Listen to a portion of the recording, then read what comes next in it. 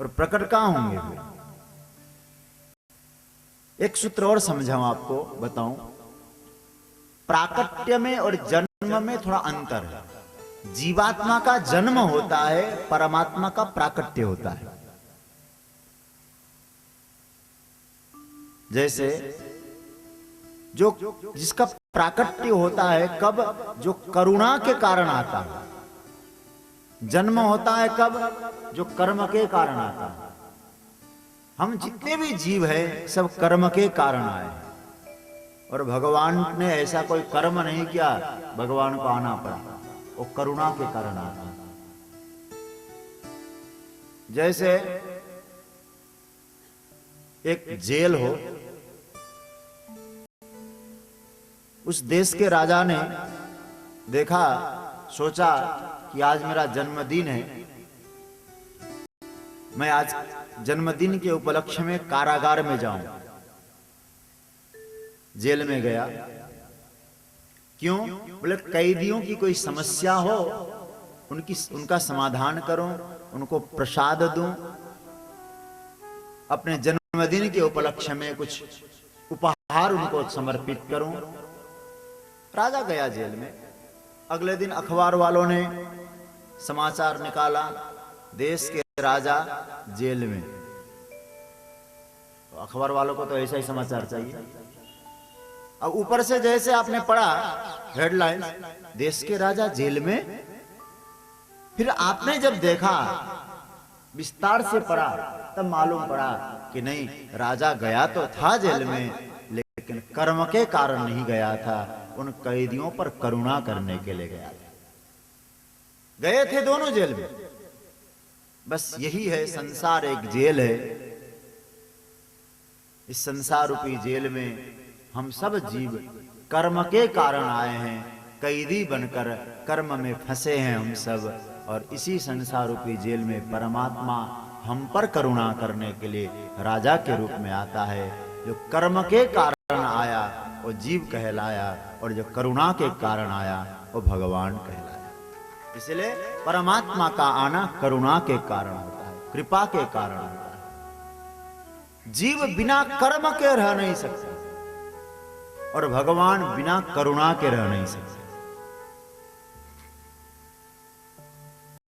कृपा तो ईश्वर का कार्य नहीं है,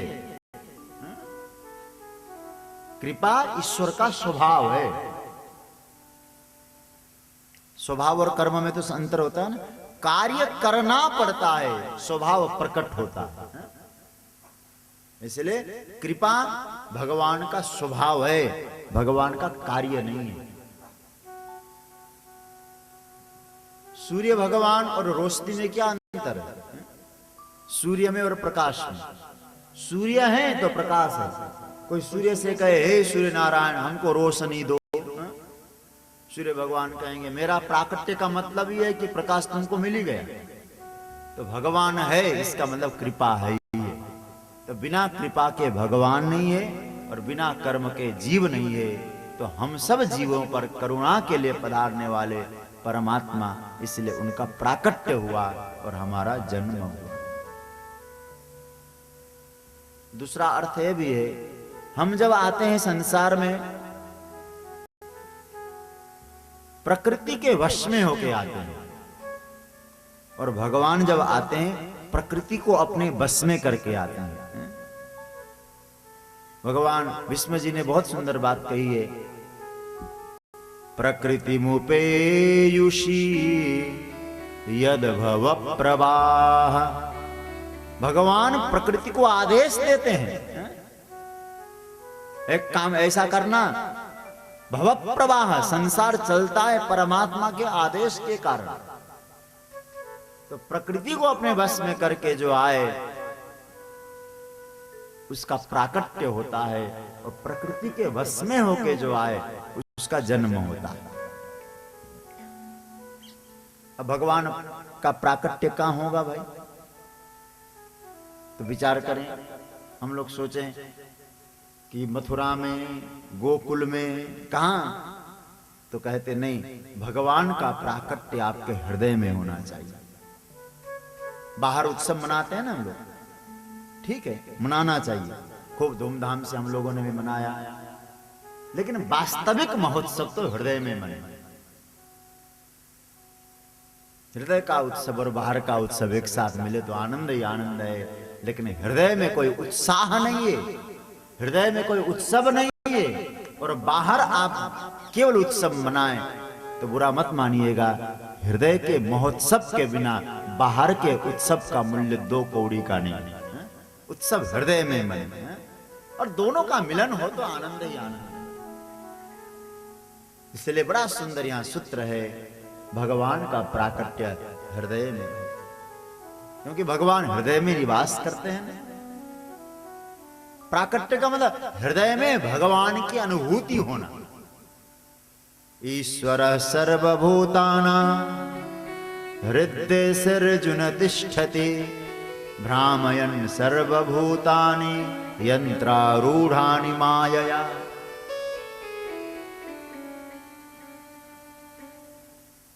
कबीरदास जी ने तो बहुत बढ़िया बात कही। ऐसा कौन सा हृदय है जिस हृदय में भगवान नहीं? सब घट मेरो साइया, अरे खाली घटा न कोई, बलिहारी उस घट की जो घट पर घट हो। प्रकट हो जाए हृदय में परमात्मा, परमात्मा की अनुभूति होने लगे। और हम सब कौन है? जितने भी जीव है ना, सब नंद ही तो हैं, सब नंद है। नंद का अर्थ होता है जो आनंद पाना चाहता है, वो सब नंद है। नदी समृद्धौ, इस धातु से नंद बना है, सब आनंद चाहता है। लेकिन आनंद तो हम चाहते हैं, लेकिन हमारी बुद्धि यशोदा नहीं बन पाती। यशोदा का मतलब यशो ददाती, जो दूसरे को यश दे, क्रेडिट स्वयं न ले कि मैंने किया, यश दूसरे को दे। स्वयं आनंद चाहें, यश दूसरे को आपकी बुद्धि प्रदान करे, तो आपके हृदय रूपी गोकुल में आनंद रूप कृष्ण का प्राकट्य होता है। गोकुल हृदय है, और संस्कृत भाषा में गो शब्द का अर्थ है इंद्रियां, और कुल का मतलब होता है समूह। इंद्रियों का समूह ही तो गोकुल है। अब जरा देखिए, ये है बीच में हृदय, इसके चारों ओर इंद्रियां नहीं है क्या? ऊपर भी इंद्रियां, दाएं बाएं इंद्रियां, नीचे इंद्रियां, चारों ओर इंद्रियां, और इंद्रियों के बीच में जो बसा है हृदय, वही तो गोकुल है। तो ऐसे हृदय रूपी गोकुल में कृष्ण का प्राकट्य होना, वही तो परमात्मा का। और दूसरी बात आपको बताएं, हृदय रूपी गोकुल में कृष्ण प्राकट्य का लक्षण क्या है? आपको आनंद आने लगे, आपको आनंद की अनुभूति होने लगे। उस समय सुख नहीं होता है, दुख नहीं होता है, आनंद होता है। और आनंद कौन है? उपनिषद ने कहा, आनंदम ब्रह्मणो विद्वान् न बिभेति कुतश्चन। ब्रह्म आनंद स्वरूप, ब्रह्म का नाम है आनंद। आपके हृदय में वही आनंद प्रकट हो जाए। अच्छा, आप लोगों ने कहा क्या कल, नंदगर कृष्ण भयो, नंदगर कन्हैया भयो, नंदगर गोपाल भयो, नहीं बोलता कोई। नंदगर आनंद भयो। नंद रूपी जीवात्मा पे, जीवात्मा के गोकुल रूपी हृदय में आनंद के रूप में कृष्ण का प्राकट्य होना, यही तो परमात्मा का प्राकट्य है। आपके हृदय में भी आनंद की अनुभूति होने लगे तो समझ लीजिएगा प्रभु का प्राकट्य हुआ है। इसलिए भगवान का प्राकट्य होता है, जन्म नहीं होता। और मेरे नारायण सुखदेव जी महाराज कहते हैं, नंद के हृदय में आह्लाद प्रकट हुआ, आनंद प्रकट हुआ। और जैसे आनंद प्रकट हुआ, पितृ ऋण से मुक्त हो गए। घर में पुत्र हुआ है ना, पितृ ऋण से मुक्त हो गए हैं। और 3 कार्य है नंद बाबा ने किया है। तुरंत गए हैं, स्नान किया यमुना जी में। स्नातः शुचिरलंकृतः, स्नान किया। उसके बाद ब्राह्मणों को बुला के दान किया। और तीसरा, भगवान बड़ी कृपा की है आपने, भगवान की कृपा को स्मरण करके भगवान का ध्यान किया। स्नान करना, दान करना और ध्यान करना, 3 काम हुए। और 3 कार्यों से त्रिशुद्धि होती है। स्नान करेंगे तो तन की शुद्धि है, दान करेंगे तो धन की शुद्धि है, और भगवान का ध्यान करेंगे इससे मन की शुद्धि होती है, और त्रिशुद्धि हो गई। नंद बाबा की इनके पास तीनों शुद्धियां आ गई। और क्या कहते हैं, ब्राह्मणों को बुला के यथोचित सत्कार किया। सुखदेव जी कहते हैं, गोप्यश्चाकर्ण्य मुदिता, चारों तरफ आनंद का वातावरण है। नंद बाबा इतने उदार बने हैं आज, जो हाथ में आता है वही न्यौछावर करने लगते हैं। लेकिन परीक्षित क्या बताएं, भगवान का निवास होने लगा ना ब्रज में, और जहां भगवान का निवास है वहां लक्ष्मी स्वतः पहुंचने लगी।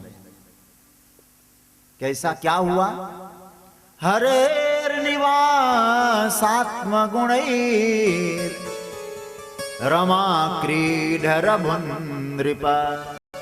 राजन, लक्ष्मी क्रीड़ा करने लगी। कोई खोदता है भूमि को, महाराज मणियां प्रकट होने लगी। नंद बाबा जितना लुटाते हैं उनका भंडार उतना भरने लगता है। वहां साक्षात परमात्मा का प्राकट्य हुआ हो, लक्ष्मी स्वतः पहुंचने लगी। ब्रज में लक्ष्मी ने सुसमृद्धि बना दी है, और ब्रजः सर्व समृद्धिमान। और मेरे नारायण, गोपियों ने सुना है नंद के घर लाला हुआ है। और क्या करते हैं गोपियां, बहुत सुंदर वस्त्राभूषणों से सुसज्जित होने लगी। आज गोपियों का एक एक अंग इतना प्रसन्न हो रहा है। गोपियों के कानों ने सुना, देखो आज तक हमारे कानों ने संसार की बातें सुनी, और आज हमारे कान प्रभु के प्राकट्य की बातें सुन रहे हैं। धन्य तो हमारे कान। एक एक इंद्रियां देखो नृत्य कर रहे हैं। अब कानों ने अपने आप को सौभाग्य समझने लगे। कान तुरंत नेत्र बोलने लगे, आंख बोलने लगे। अरे सौभाग्य तुम अपना जानो, तुम सुन सकते हो। क्या प्रभु के दर्शन का सौभाग्य तुमको मिल सकता है? केवल सुन ही तो सकते हो। हमारे नेत्र देखो, यही चर्म चक्षु हैं। आज तक हमने संसार को देखा, आज इन्हीं नेत्रों से हम परमात्मा का दर्शन करेंगे। नेत्र अपना सौभाग्य की डींग हाँकने लगे। पैरों ने कहा, तुम देख सकते हो, तुम सुन सकते हो। यदि हम चल के न पहुंचे तो तुम्हारा सौभाग्य धरा रह जाएगा। आज हम ये जो पैर है अपने आप को सौभाग्यशाली समझने लगे। संसार के पद और पदार्थ को पाने के लिए हम भागते रहे, और आज परमात्मा को पाने के लिए जा रहे हैं। पैरों ने कहा सौभाग्य हमारा है। हाथों ने कहा हम उनका स्पर्श करेंगे, सौभाग्य हमारा है। हृदय बोला, अरे हम तो जन्म जन्मांतर के ताप को दूर करने के लिए प्रभु को अपने हृदय पे पधराएंगे, सौभाग्य हमारा है। एक एक अंग गोपियों का अपने आप को सौभाग्यशाली समझने लगा। वस्त्र उतारे हैं, अंगराग लगाया है, मनमय नृत्य करने लगा है। अनंत विमान आकाश में परिभ्रमण कर रहे हैं। मार्ग को सजाया है, और उधर गोपाल सुनते हैं। गोपाल नंद के घर लाला हुआ है, सुंदर धोती पहने हैं, वस्त्र पहने हैं गोपालों ने। विचारने लगे, कल से गाय और बछड़े चराने के लिए हमको कोई साथी की आवश्यकता थी। नंद बाबा के बहुत सारे गाय हैं, चलो नंद बाबा के घर लाला हुआ है ना, कल से हम लोग बछड़े चराने साथ में जाया करेंगे। हाथ में डंडे लिया है और गोपाल वस्त्रों से सज्जित होने लगे, नंद भवन की ओर बढ़ने लगे। सुंदर सजाया है, आकाश में विमान घूम रहे हैं, गंधर्व इत्यादि गान को तैयार हो रहे हैं। अनेक ऋषि मुनि जिनका दर्शन दुर्लभ था, वे सभी ऋषि मुनि आज ब्रज की गलियों में घूम रहे हैं। आहा, सुंदर ब्रज की गलियां बनी है, सुगंधित द्रव्यों से सजाया गया है। हरिद्रा चूर्ण तैलाद भी सिंचन्त्यो जनमुज्जगु।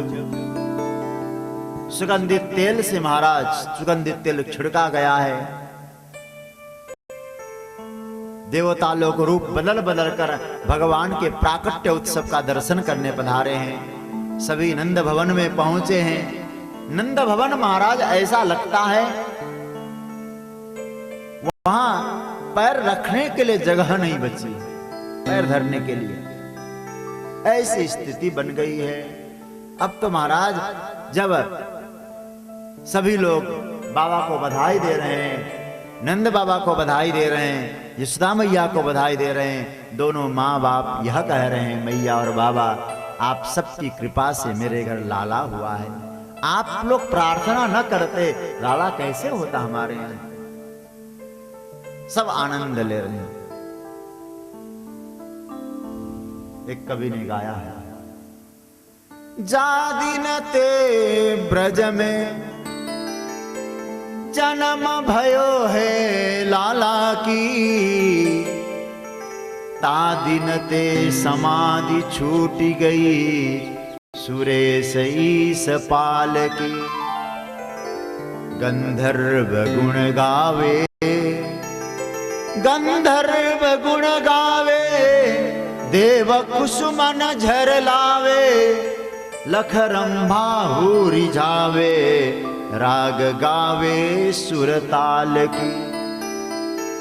ऐसी छवि छाई गोपी करत है बढ़ाई, किसकी? ऐसी छवि छाई गोपी करत है बढ़ाई, सब यशोदा के भाग्य की। क्यों? ब्रज एक चंद भयो, भक्तन सुख कंद भयो, नंद घर आनंद भयो, जय कन्हैया लाल की। नंद घर आनंद भयो, जय कन्हैया लाल की। नंद घर आनंद भयो, जय कन्हैया लाल की। यशोदा को लालो भयो, जय कन्हैया लाल की। यशोदा को लालो भयो, जय कन्हैया लाल की। नंद घर आनंद भयो, जय कन्हैया लाल की।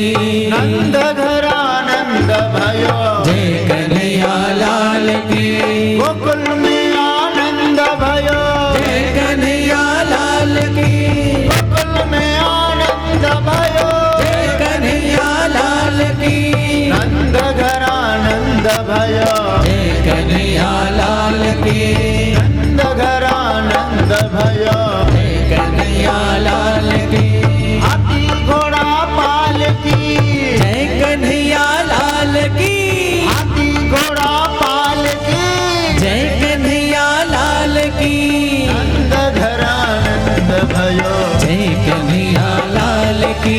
नंद घर आनंद भय, जय कन्हैया लाल की। जय कन्हैया लाल की। जय कन्हैया लाल की। जय कन्हैया लाल की। कन्हैया लाल की।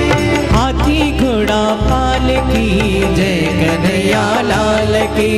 हाथी घोड़ा पाल की, जय कन्हैया लाल की। नंद घर आनंद भयो, जय कन्हैया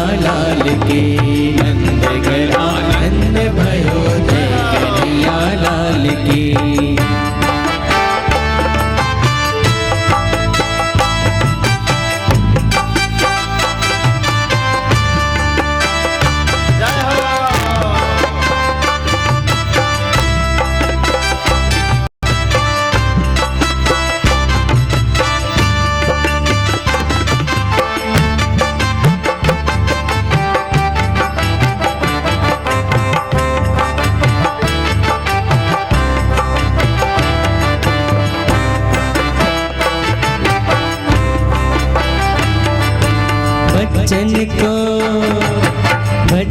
को हाथी घोड़ा बूढ़न को लापसी, बच्चन को हाथी घोड़ा बूढ़न को लापसी, बच्चन को हाथी घोड़ा बूढ़न को लापसी, बच्चन को हाथी घोड़ा बूढ़न को लापसी। अरे नंद घरानंद भयो जय कन्हैया लाल की, नंद घरानंद भयो जय कन्हैया लाल की, नंद घरानंद भयो जय कन्हैया लाल की, नंद घरानंद भयो जय कन्हैया लाल की, नंद घरानंद भयो जय कन्हैया लाल की, नंद घरानंद भयो जय कन्हैया लाल की, जय कन्हैया लाल की जय हो प्रतिपाल की, जय कन्हैया लाल की जय हो प्रतिपाल की, जय कन्हैया लाल की जय हो प्रतिपाल की, जय कन्हैया लाल की जय हो प्रतिपाल की, जय कन्हैया लाल की जय हो प्रतिपाल की, जय कन्हैया लाल की जय हो प्रतिपाल की, जय कन्हैया लाल की जय हो प्रतिपाल की, जय कन्हैया लाल की जय हो प्रतिपाल की, नंद घरानंद भयो जय कन्हैया लाल की, नंद घरानंद भयो जय कन्हैया लाल की, अरे हाथी दिनी घोड़ा दिनी और दिनी पाल की, हाथी दिनी घोड़ा दिने और दिने पाल की, अरे नंद घरानंद भयो कन्हैया लाल की, अरे नंद घरानंद भयो जय कन्हैया लाल की, अरे नंद घरानंद भयो कन्हैया लाल की, अरे हाथी दिनी घोड़ा दिनी और दिने पाल की, अरे नंद घरानंद भयो अरे नंद घरानंद भयो अरे यशोदा के लाला भयो अरे यशोदा के लाला भयो जय कन्हैया लाल की जय हो गोपाल की, जय कन्हैया लाल की जय हो गोपाल की, अरे नंद घरानंद भयो जय कन्हैया लाल की, अरे नंद घरानंद भयो जय कन्हैया लाल की, कन्हैया लाल की जय कन्हैया लाल की जय हो गोपाल की, जय कन्हैया लाल की जय हो गोपाल की, अरे नंद घरानंद भयो जय कन्हैया लाल की, नंद घरानंद भयो अरे नंद घरानंद भयो अरे नंद घरानंद भयो अरे नंद घरानंद भयो हो जय कन्हैया लाल की जय हो गोपाल की, अरे जय कन्हैया लाल की जय हो गोपाल की, अरे जय कन्हैया लाल की जय हो गोपाल की, अरे जय कन्हैया लाल की जय हो गोपाल की, जय हो गोपाल की जय हो गोपाल की, जय हो गोपाल की जय हो गोपाल की,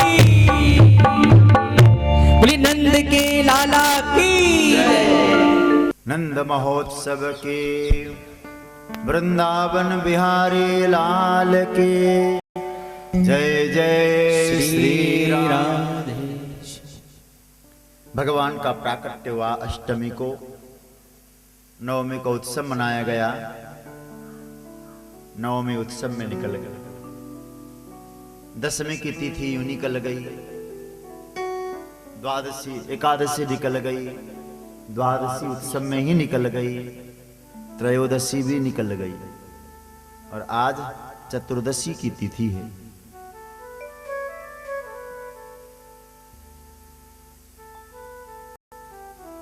और नंद बाबा को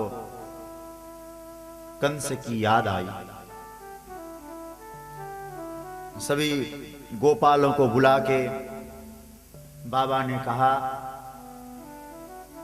कि हमें जाना है मथुरा, कंस को कर देना है।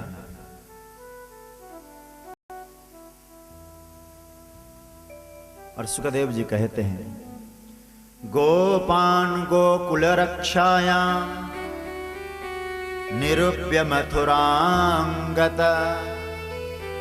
नंदः कंसस्य वार्षिक्यं करम दातुं कुरुद्वः। कंस को कर देने के लिए बाबा निकलते हैं। गोपालों को कन्हैया और गोकुल की जिम्मेवारी सौंपी है। और बाबा जब पहुंचे, कंस को कर दिया। और हमारे संत सदगुरुजन कहते हैं, कुछ मिठाई लेके गए थे बाबा, कंस से कहा घर में लाला हुआ है, तू भी मुंह मीठा कर ले। कंस ने मुंह मीठा किया और वहीं से कंस आशीर्वाद दे रहा है कि बाबा मेरा आशीर्वाद यह है, मैंने आपके लाला के जन्म पे मुंह मीठा किया, यही आशीर्वाद, अब आपके लाला के शत्रु धीरे धीरे सभी मरने लगेंगे। कंस आशीर्वाद दे रहा है, लेकिन उसे क्या मालूम नंबर तेरा भी है। शत्रु भी जिनको आशीर्वाद दे वही तो भगवान है। और नंद बाबा पहुंचे वसुदेव जी के पास और वहां वसुदेव जी महाराज से चर्चा होती। वसुदेव जी महाराज अपने दुख की बात नहीं कह रहे हैं, कंस ने 6 पुत्रों को मार डाला, ऐसा नहीं बोल रहे। और नंद बाबा ये नहीं कह रहे हैं कि हमको पुत्र हुआ है। एक दूसरे की चर्चा करने लगे। समय बीतता जा रहा है। वसुदेव जी बोलने लगे, बाबा अधिक देर आप मत रुकिएगा यहाँ। इस वक्त ऐसा प्रतीत होता है कि गोकुल में बहुत उपद्रव मच रहे होंगे। नेहस्थेयं बहुतिथं सन्त्योपाताश्च गोकुले। गोकुल में उपद्रव मच रहे होंगे, आप वापस जाइए गोकुल। और यहां बड़ा सुंदर यदि विवेचन करें, व्याकरण का थोड़ा संस्कृत में थोड़ा बहुत आप लोगों को बोध हो, यह संति शब्द में वर्तमान काल का प्रयोग है। उत्पातः गोकुले संति, इस वक्त गोकुल में उपद्रव हो रहे हैं। कौन कह रहा है? वसुदेव। नंद बाबा है जीवात्मा, गोकुल है हृदय, और वसुदेव कौन है? देखो भागवत की जो भाषा है ना, बहुत चिंतनीय भाषा है। और वसुदेव जी को सुखदेव जी ने बहुत सुंदर बात कही।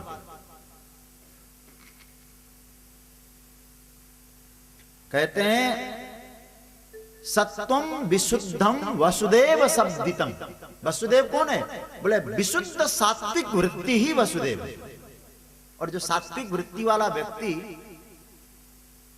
उसके पैर कभी गलत रास्ते में चले जाएं, अंदर से एक आवाज आती है ना, ये ठीक नहीं है, गलत रास्ते पे जा रहे हो।